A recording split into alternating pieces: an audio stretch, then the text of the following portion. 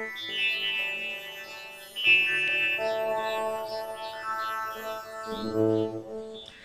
everyone! It's me, muling nagbabalik, Lincoln Serio, aka Chanlings, at welcome back to my channel. Especially kung baguhan lang kayo sa aking channel at napadpad, at mahilig po kayo sa mga beauty products, whitening products, mga honest review, legit review.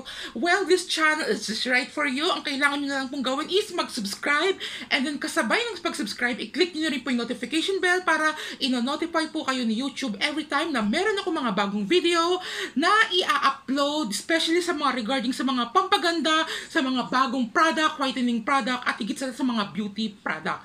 Okay, mag-subscribe na po kayo, okay? Kasi karamihan ng aking mga videos is more on talaga mga whitening product, and at the same time, sa mga di pa nakakaalam, nagre-review din ako ng mga Lucky Charm, mga pampaswerte. But for today's video, meron naman po ko isang sasagutin ng aking avid subscribers regarding po sa kanyang request. Nagawan ko na po ng honest review or authentic review ang Avon Naturals Body Care Papaya and Soy Milk Whitening Lotion. Okay, kasi alam niyo naman po talaga, sobrang masunurin po talaga ako sa mga subscriber ko.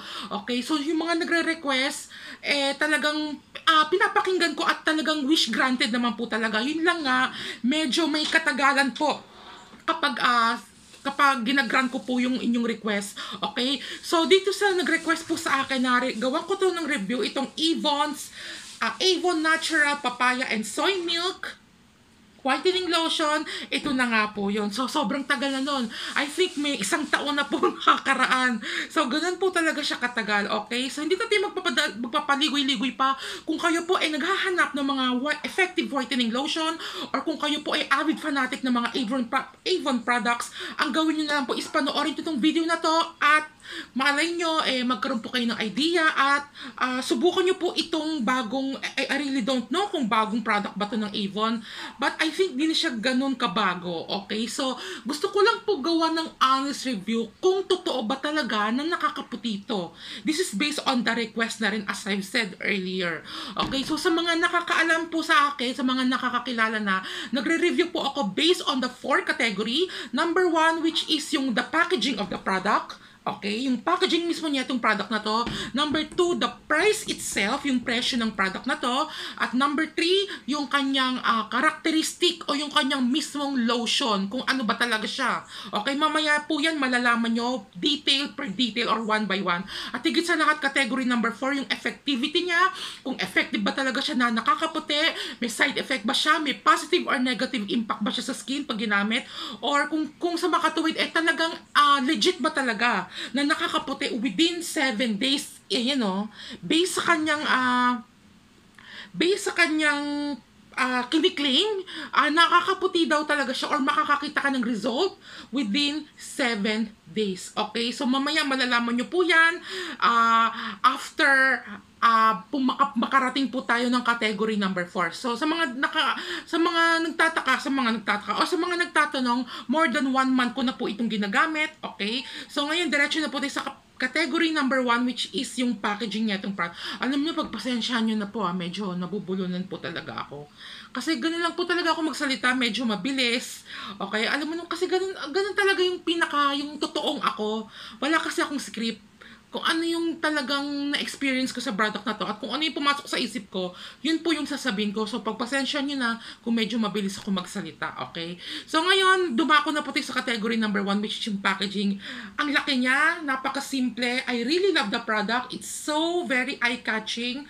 Tapos, naka-drawing yung papaya, and then yung logo ng Avon, which is napakaliit lang. Sana po, medyo nilakihan po nila yung Avon para at least kita agad kung anong brand po ito, okay? So, as I've said, this is the Avon Natural Papaya and Soy Milk Whitening Lotion. So, nakaka-brighten daw siya. Brightens in 7 days. Okay? So, hihimay-himayin po natin lahat yan mamaya. Okay? So, ngayon, para sa akin yung packaging niya, ayan po yung kanyang information. So, mamaya, babasahin ko po sa inyo kung ano ba yung mga kiniklaim niya or kung ano ba yung mga gusto niyang sabihin sa kanyang mga customer. Okay? Isa sa pinaka-nagustuhan ko yung dipindot talaga. Kasi yung iba kasing lotion, yung tataktakin mo. Ito hindi. Yung sa akin kasi gusto ko talaga yung pinipindot. Which is for me very comfortable, 'di ba? Very simple, hindi siya hindi siya waste of time. So, para sa akin, napakaganda talaga niya itong lalagyan na to, the packaging itself. Wala akong masabi, 100% perfect. Okay? So, ngayon dadako na po tayo sa category number 2, which is yung price niya itong product na to. Okay? So, binili ko to sa Shopee. Okay? Sa halagang 175. So, sa mga nagtatanong gaano karami itong ganitong kalaking bote, itong botelya na to. Plastic bottle po ito So, ito po yung binili ko is 750 ml. I really don't know kasi upon checking po sa Shopee, wala po akong nakitang mas maliit pa nito. Iisa lang po. I really don't know Siguro may mas malalaking size or may mas maliliit. Pero ito po yung pinakamalaki niya. Yung 750 ml sa halagang 175 pesos. And this is only available sa Shopee at Lazada at kung saan-saan pang online platform store. I really don't know kung nakakabili siya sa mga physical store like Pure Gold, Save More, or sa mga ano pa ba? Siguro sa Avon, makakabili po kayo nito. Pero sa mga physical store, sa mga Mercury Drugs, parang ang hirap niyang hanap. Ang hirap niyang hanapin. Okay? So kung ako sa inyo, if you really want to try this product, if you really want to test it, sa Shopee po kayo bumili kasi mas makakamura po kayo compare sa Lazada. Kasi sa Lazada napansin ko lang medyo may iba po yung presyo ng Lazada. Medyo may konting kamahalan po. So again, 175 pesos po yung pagkaka-purchase ko dito plus the shipping fee which is the 45 pesos. So overall, nasa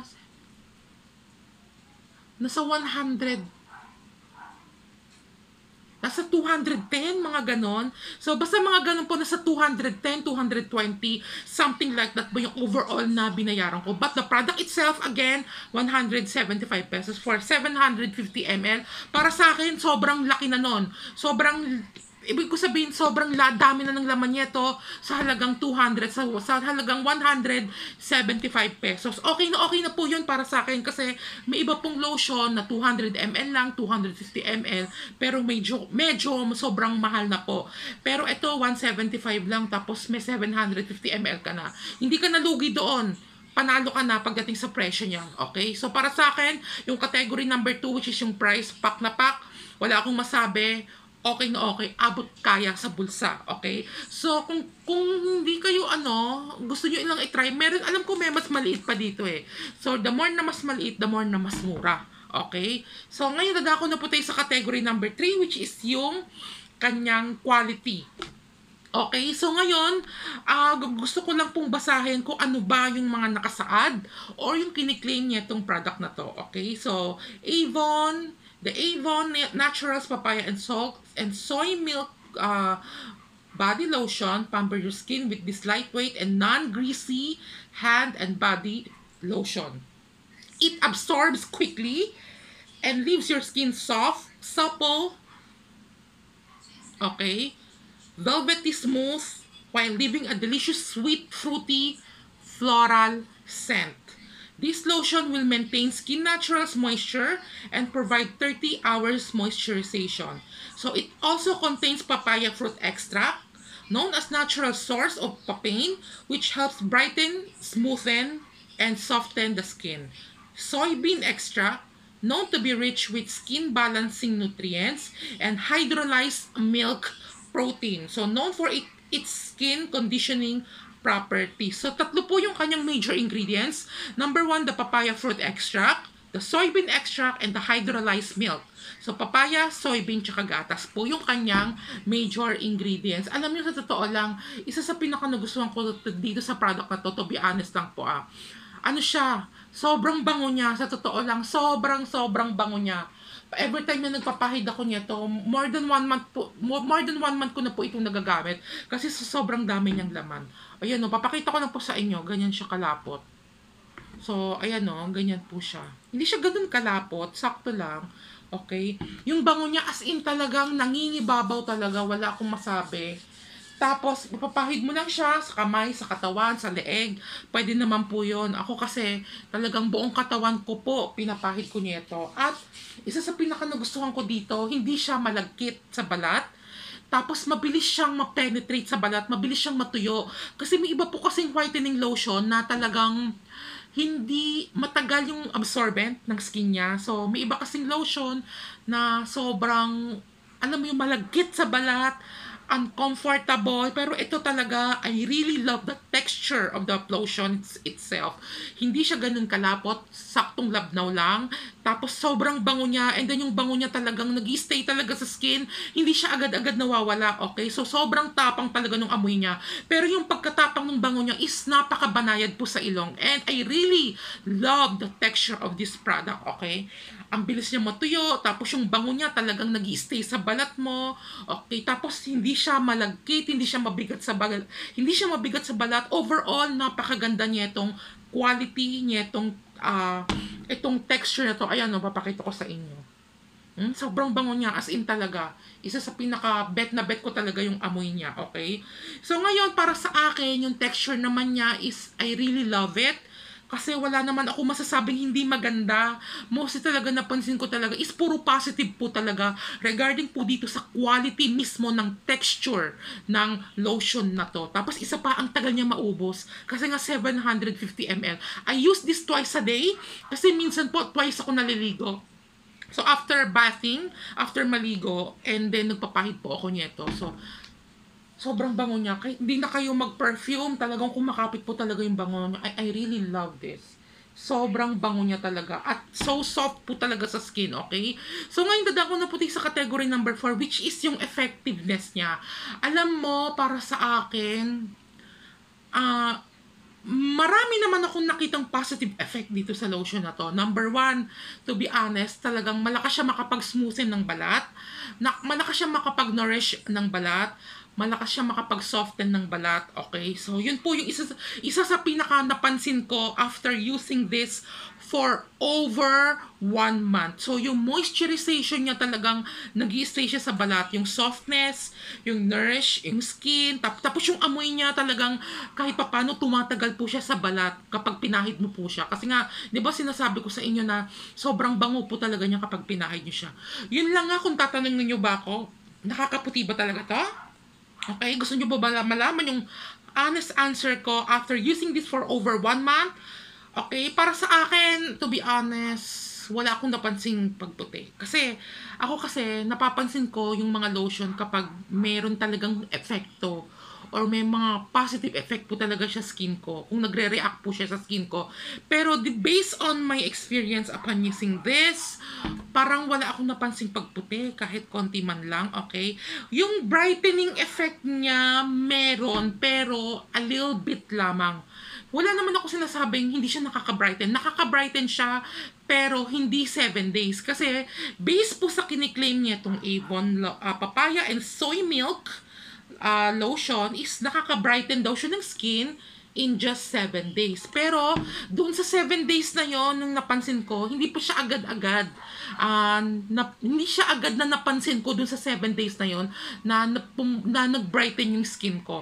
Napansin ko na nag-brighten yung skin ko after using na for over 1 month na. So, doon ko pa lang siya nakita yung konting pag-bright ng skin ko or pag-brighten ng skin ko, okay? Pero, kung tatanungin niyo po ako again, kung nakakaputi ba talaga siya ng balat, for me, para sa akin, wala pong katotohanan yon.